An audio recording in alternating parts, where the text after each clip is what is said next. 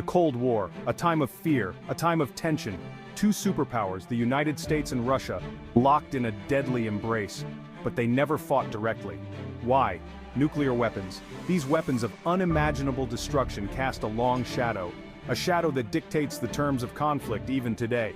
Direct conflict between these titans could mean the end of civilization. The stakes are too high, so they wage their battles elsewhere. On distant battlefields with other soldiers. They fight through proxies. This is the terrifying reality of the 21st century. We live in the shadow of a conflict that could end us all. Proxy wars, conflicts fueled from afar. Superpowers whisper in the ears of other nations. They arm them, fund them, and manipulate them. It's a dangerous game. These wars are often civil wars, internal struggles for power, exploited by outside forces. The US and Russia see opportunities to advance their own agendas. They choose sides, fueling the flames of conflict. They claim it's about freedom or security or some other noble goal. But the truth is far more cynical. It's about power, the power to shape the world in their image.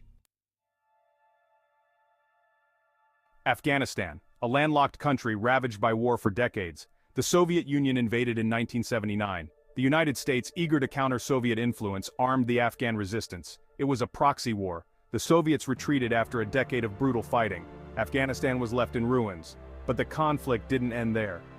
The US invasion in 2001, following the 9/11 attacks, reignited the flames of war. Once again, Afghanistan became a battleground for global powers. The human cost of this conflict is immeasurable. Section 4. Syrian Battlefield. Syria. A nation torn apart by civil war. A brutal conflict that began in 2011. The United States and Russia once again found themselves on opposing sides. The US supported the Syrian opposition, seeking to oust President Bashar al-Assad. Russia, however, backed the Assad regime. They provided military aid, including airstrikes against rebel forces. The Syrian conflict is a humanitarian catastrophe. Millions have been displaced from their homes, hundreds of thousands have died. The proxy war between the US and Russia has only exacerbated the suffering. Section 5. Iraqi Echoes. The Iraq War. A controversial conflict that began in 2003. The US invasion, based on claims of weapons of mass destruction, had far-reaching consequences.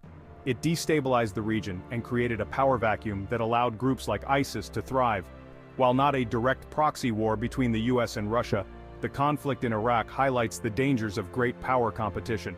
Russia opposed the US invasion and has sought to increase its influence in the region ever since. The Iraq War is a stark reminder of the human cost of these conflicts. It is also a reminder of the complex web of alliances and rivalries that shape global politics.